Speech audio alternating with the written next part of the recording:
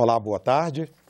A proposta que facilita a regularização de terras rurais e urbanas aguarda sanção do presidente Michel Temer. O texto, já aprovado pelo Senado, despertou polêmicas. Quem ocupa áreas pertencentes à União ganhou com a medida provisória 759 uma chance de receber o título de propriedade. O texto, entre outras coisas, muda as regras do programa Terra Legal de 2011. O programa permitia a regularização de terras apenas na Amazônia até o limite de 1.500 hectares. A medida ampliou para 2.500 e estendeu o benefício a todo o país. O poceiro pode não ser punido por ter desmatado áreas de preservação permanente e de reserva legal. Esses são pontos criticados pelos ambientalistas. A gente não tem uma anistia em si ao desmatamento, mas a gente tem uma fragilização do sistema de proteção ambiental na medida que o quê? Se eu sou interessado numa regularização da área e eu sei que se eu desmatar eu posso perder essa área para a União, eu não vou desmatar. Né? Agora, se eu sei que se o órgão ambiental chegar lá, se um dia eu for pego no pulo, se um dia acontecer desse desmatamento chegar aos olhos dos órgãos licenciadores, é muito diferente. A possibilidade de regularização de áreas de até 2.500 hectares fora da Amazônia Legal constitui a regularização de grandes latifúndios grilados. Senadores da base governista e que representam a região norte defenderam a medida provisória no dia da votação, 31 de maio. Vai beneficiar em Rondônia mais de 60 mil produtores rurais que ainda não têm o título da sua terra, que vai facilitar o INCRA e o Terra Legal a agilizar junto com o governo do estado, com os órgãos governamentais do estado de Rondônia, para a regularização fundiária. Traz para milhares de amazonenses o direito a ter o título de propriedade de suas terras a partir dos municípios de Rio Preto da Eva e do município de Manaus, o que dará a eles acesso ao crédito agrícola. A medida também altera a lei que trata da reforma agrária. Assim, os assentamentos têm que ser emancipados no prazo de 15 anos. Após esse período, os assentados deixam de ter apoio do governo, mas recebem o título de propriedade e podem vender o terreno.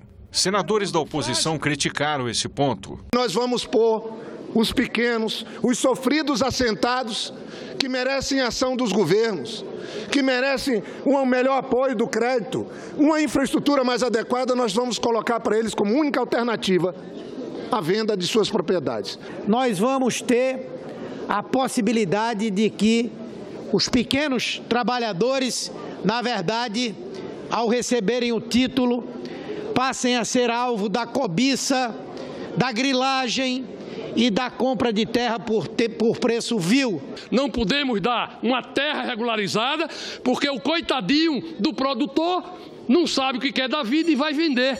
Serão escravos amarrados a uma terra ou uma posse sem ter a regularização. Não concordo com isso. No Distrito Federal, quase 20% da população de 3 milhões de habitantes mora em condomínios irregulares.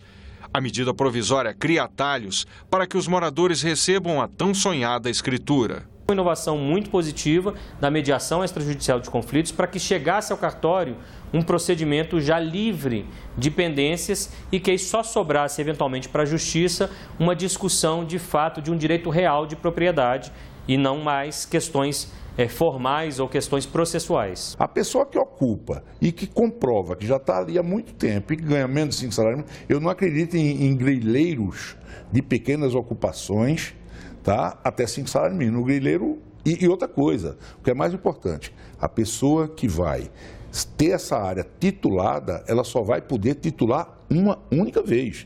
Ela só vai ter direito a uma área, tá certo? E durante 5 anos ela não vai poder vender.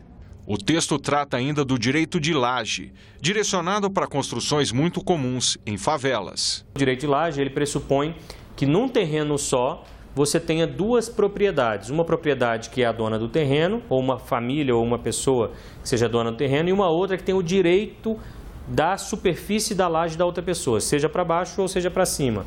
Então, de fato uma inovação que pode ajudar muito em processos, principalmente de baixa renda, e que a gente vê com bons olhos e espera a regulamentação, eventualmente até regulamentações futuras desse aspecto que para a gente parece ser essencial também.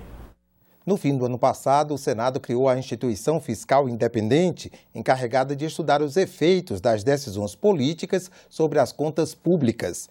Em entrevista ao programa Agenda Econômica, que vai ao ar no domingo, o diretor executivo da instituição adiantou os principais pontos dessa análise.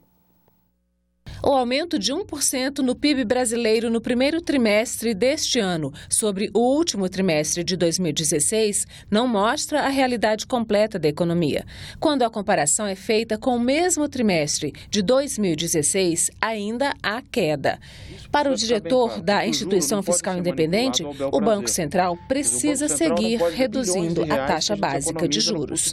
Nós temos ainda no Brasil hoje uma taxa real de juros, quer dizer, os juros, descontando a inflação, que tornam o crédito e o investimento muito caros, né, relativamente aos outros países, que é da ordem de 6%.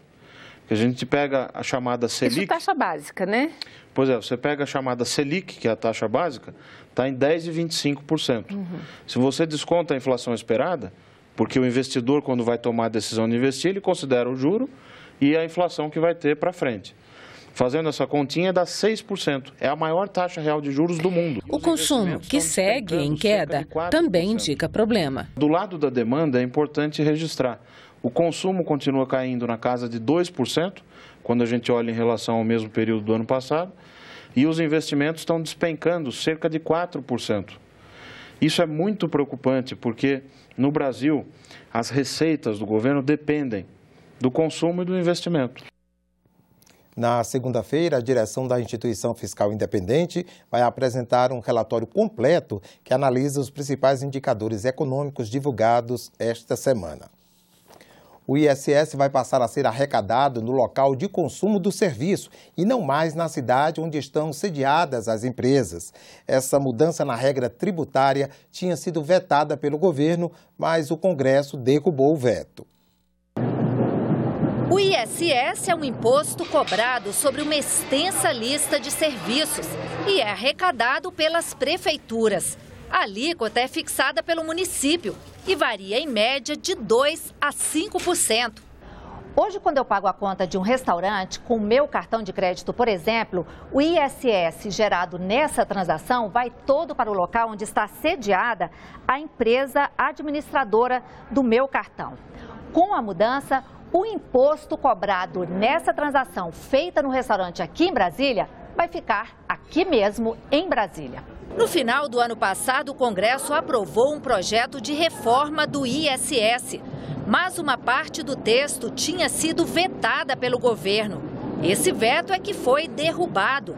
O recolhimento do imposto no local de consumo do serviço era uma reivindicação antiga dos municípios, principalmente dos pequenos, que agora poderão ganhar uma receita extra. Foi um movimento nacional organizado pela Frente Municipalista, pelos prefeitos. Eu participei de parte desses debates e fiz questão de estar presente. Se fez justiça finalmente. Você redistribui para todos os municípios, inclusive o mais pequenininho município do Nordeste vai poder de alguma forma receber também tributo do ISS. Ocorre que hoje, dos 54 bilhões que foi pago ano passado de ISS, 37 cidades abocanharam mais de 60% dele. Com essa decisão, nós começamos a reverter essa situação. A alegação do governo para o veto era de que a mudança poderia diminuir a arrecadação, além de aumentar custos para as empresas. Esse tributarista defende que a mudança é uma questão de justiça fiscal, mas concorda que a medida gera custos adicionais para as empresas, que podem ser repassadas sim ao consumidor. Como se desloca o dever de pagar o tributo para várias legislações, elas vão ter que se adequar uma por uma. Imagina a burocracia disso, né? No município X a regra é assim, no município Y a regra é assim, né? Então, ela vai ter que se adaptar, porque ela vai ter que cumprir agora a lei local e não a lei centralizada no município que recebia. Isso vai gerar custo, porque ela vai ter que ter mais pessoas, mais controle. As alíquotas são diferentes, né? Uma é 2, outra é 3, outra é 4, outra é 5. Então, ela vai pegar esse custo e embutir no preço do serviço. Se eles não tiverem competência para pagar os impostos nos municípios devidos, então eles que fecham a sua empresa. Ao derrubada do veto, eles vão pagar o ISS que é de cada município. era uma injustiça e os municípios, alguns municípios, exemplo de São Paulo, que estavam sendo beneficiados com isso. Então, portanto, essas empresas que não têm estrutura e não der conta de pagar, esse que fecha a sua empresa.